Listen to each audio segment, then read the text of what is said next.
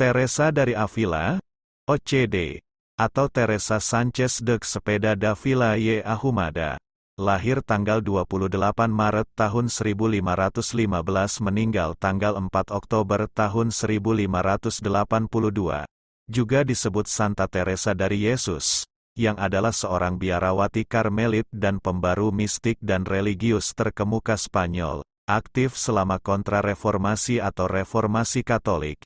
Adalah periode kebangkitan Katolik yang dimulai sebagai tanggapan terhadap reformasi Protestan pada saat itu.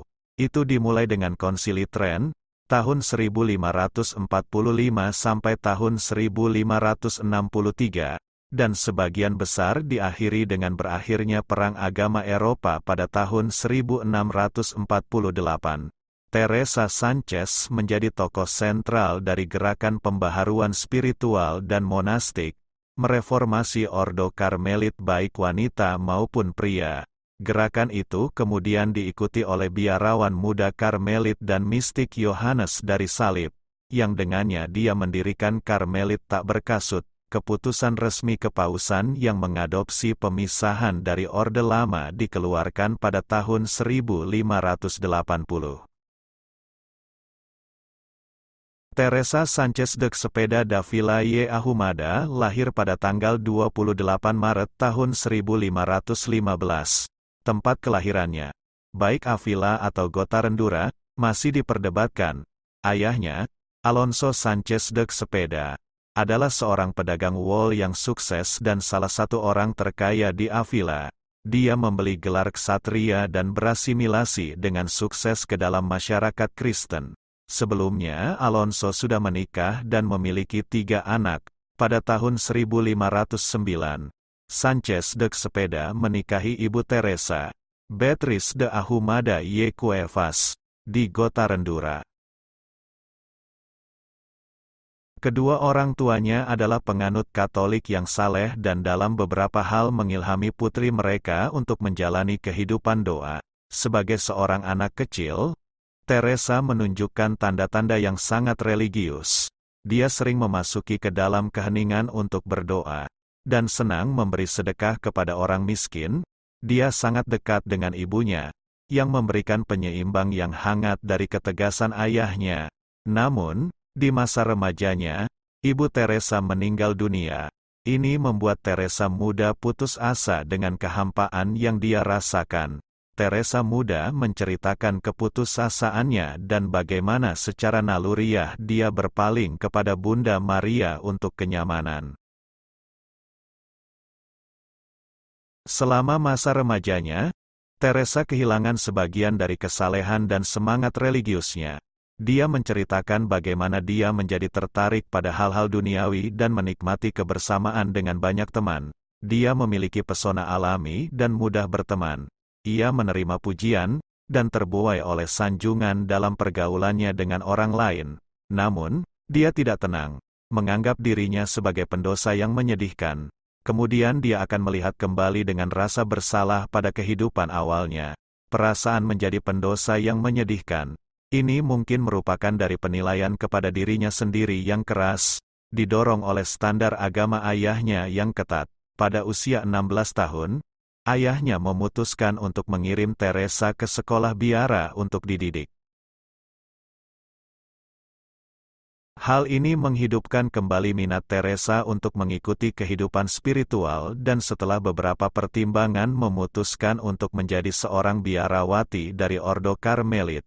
Pada saat itu aturan biara tidak terlalu ketat, itu mungkin lebih santai daripada tinggal bersama ayahnya. Biara menerima banyak orang ke dalam ordo. Seringkali karena alasan keuangan, biara menjadi penuh sesak, dan orang-orang sering dinilai bukan berdasarkan intensitas spiritual, tetapi berdasarkan harta benda. Dalam iklim seperti ini, Teresa berjuang untuk menemukan waktu untuk refleksi yang tenang, meskipun dia mulai mengajar orang-orang tentang keutamaan doa mental. Tak lama setelah menjadi biarawati, Teresa mengalami sakit parah, yang membuatnya sangat kesakitan dalam waktu yang lama. Dikhawatirkan penyakitnya begitu parah sehingga dia tidak akan bisa sembuh. Namun, selama periode rasa sakit fisik yang hebat ini, dia mulai mengalami penglihatan ilahi dan rasa kedamaian batin. Pengalaman batin tentang kegembiraan dan kedamaian ini tampaknya melampaui rasa sakit fisik tubuh yang intens. Ketika dia sedikit lebih baik, dia melanjutkan doanya dengan semangat baru. Karena ada imam yang mengatakan bahwa itu adalah delusi iblis. Akibatnya, selama bertahun-tahun Teresa kehilangan kepercayaan diri untuk menjalankan doanya, dan kehidupan rohaninya hampir terhenti.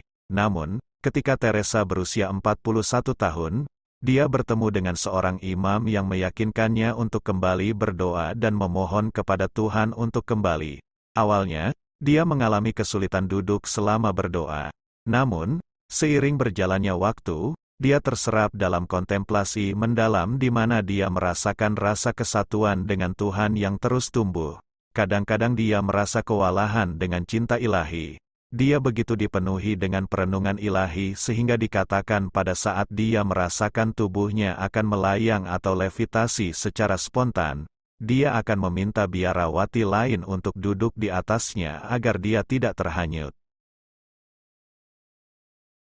Semangatnya untuk mati raga menyebabkan dia jatuh sakit lagi dan dia menghabiskan hampir 1 tahun di tempat tidur, menimbulkan kekhawatiran besar bagi komunitas dan keluarganya. Dia hampir meninggal tetapi dia pulih, menghubungkan kesembuhannya dengan perantaraan ajaib dari Santo Joseph. Dia mulai mengalami serangan ekstasi religius. Dia melaporkan bahwa, selama sakitnya, dia telah berkembang dari tahap terendah, perenungan, ke pengabdian keheningan, dan bahkan ke pengabdian ekstasi, yang dianggap sebagai persatuan sempurna dengan Tuhan, atau mistisisme. Dia berkata bahwa dia sering mengalami berkat air mata, yang kaya selama tahap akhir ini, sebagai penjelas baginya dalam Katolik. Perbedaan antara dosa berat dan ringan, dia mulai memahami kengerian dosa yang mengerikan dan sifat bawaan dari dosa asal. Sekitar tahun 1556, teman-temannya berpendapat bahwa pengetahuan barunya mungkin berasal dari setan. Dia mulai melakukan penyiksaan daging pada dirinya sendiri. Tetapi bapa pengakuannya, Jesuit Francis Borgia, meyakinkan dia tentang ilham ilahi dari pikirannya. Pada hari Santo Petrus tahun 1559, Teresa menjadi sangat yakin bahwa Yesus Kristus telah menampakkan dirinya dalam bentuk tubuh. Meskipun tidak terlihat, penglihatan ini berlangsung hampir tanpa henti selama lebih dari 2 tahun. Dalam penglihatan lain, Teresa mengalami transverbration, yang terkenal, seorang serap atau makhluk surga, seperti menghujamkan sesuatu ke jiwanya, menyebabkan rasa sakit begitu hebat. Itu adalah luka cinta yang mengobarkan jiwa dengan cinta Tuhan dan sekaligus penyucian. Dia membiarkan dirinya terbakar dengan kasih yang besar kepada Tuhan. Rasa sakitnya begitu hebat, namun begitu luar biasa manisnya rasa sakit yang berlebihan ini, sehingga saya tidak bisa berharap untuk menghilangkannya. Pada usia 43 tahun, Teresa memutuskan ingin mendirikan tatanan baru yang berkomitmen kembali pada nilai-nilai kemiskinan dan kesederhanaan. Dia ingin pindah dari biaranya yang sekarang yang membuat kehidupan doa menjadi lebih sulit. Awalnya, tujuannya disambut dengan tentangan luas dari dalam kota Avila. Namun, dengan dukungan beberapa imam, penentangan berkurang, dan dia diizinkan untuk mendirikan biara pertamanya. Teresa terbukti sebagai pemimpin dan pendiri yang berpengaruh.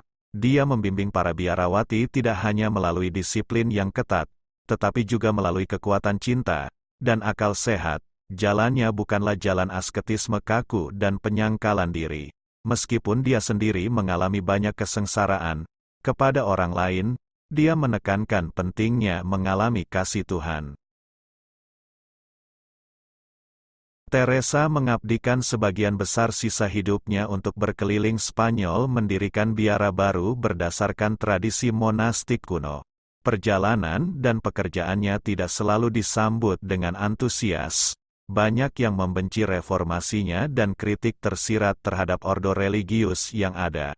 Dia sering mendapat kritik termasuk nuncio kepausan yang menggunakan frasa yang agak deskriptif, seorang gadabout yang gelisah dan tidak patuh yang telah mengajar seolah-olah dia adalah seorang profesor. Teresa juga harus sering menghadapi kondisi kehidupan yang sulit dan kesehatannya yang lemah. Namun, dia tidak pernah membiarkan rintangan ini menghalangi dia dari tugas hidupnya. Dia akhirnya meninggal pada tanggal 4 Oktober pada usia 67 tahun. Seorang saudari pertapa menggambarkan beberapa jam sebelum kematian Teresa, dia tetap dalam posisi ini dalam doa yang penuh dengan kedamaian yang dalam dan ketenangan yang luar biasa. Kadang-kadang dia memberikan tanda-tanda lahiriah dari keterkejutan atau keheranan, tapi semuanya berjalan dengan sangat tenang. Sepertinya dia mendengar suara yang dia jawab. Ekspresi wajahnya berubah secara menakjubkan sehingga tampak seperti benda langit bagi kami. Karena tenggelam dalam doa, bahagia dan tersenyum, dia pergi dari dunia ini menuju kehidupan yang kekal.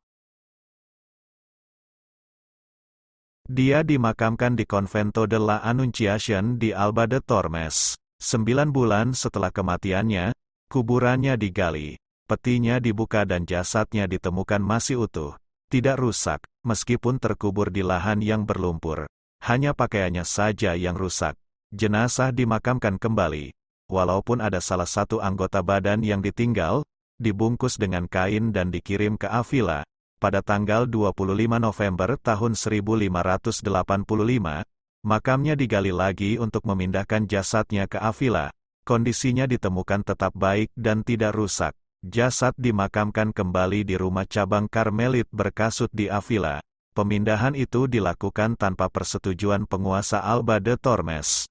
Kemudian penguasa Tormes membawa jenazah itu kembali pada tahun 1586, dan Paus Sixtus kelima memutuskan agar jenazah Teresa itu tetap berada di Alba de Tormes dengan ancaman ekskomunikasi. Makam yang lebih megah di situs aslinya dibangun pada tahun 1598 dan jenazah dipindahkan ke kapel baru pada tahun 1616. Catatan: jasad dimakamkan kembali, kecuali ada beberapa anggota tubuh yang sengaja diambil sebagai relik dan disimpan di beberapa tempat terpisah, di Roma, Italia, di Lisbon, Portugal, di Ronda Spanyol, di Museum Gereja Kabar Sukacita, Alba de Tormes, di Gereja Our Lady of Loreto, Paris, Prancis, dan di Sanlúcar de Barrameda. Pada tahun 1622, 40 tahun setelah kematiannya, dia dikanonisasi oleh Paus Gregorius ke-15. Cortes mengangkatnya menjadi Santa Pelindung Spanyol pada tahun 1627. Universitas Salamanca telah memberinya gelar Doctor Ecclesiae, dalam bahasa Latin untuk Doctor of the Church, dengan ijazah seumur hidupnya. Tetapi gelar itu berbeda dari kehormatan kepausan pujangga gereja, yang selalu diberikan secara anumerta. Yang terakhir ini akhirnya diberikan kepadanya oleh Paus Paulus ke-6 pada tanggal 27 September tahun 1970, bersama dengan Catherine dari Siena, menjadikan mereka wanita pertama yang dianugerahi penghargaan tersebut. Santa Teresa dihormati sebagai doktor doa. Pada tahun 1670, peti matinya dilapisi perak. Demikian kisah hidup seorang biarawati Karmelit dan pembaru mistik dan religius terkemuka Spanyol, Santa Teresa dari Avila atau Saint Teresa of Jesus. Terima kasih sudah menonton. Untuk kelangsungan channel ini, jangan lupa subscribe, komen, like jika suka, dan share jika bermanfaat. Tuhan Yesus memberkati. Amin.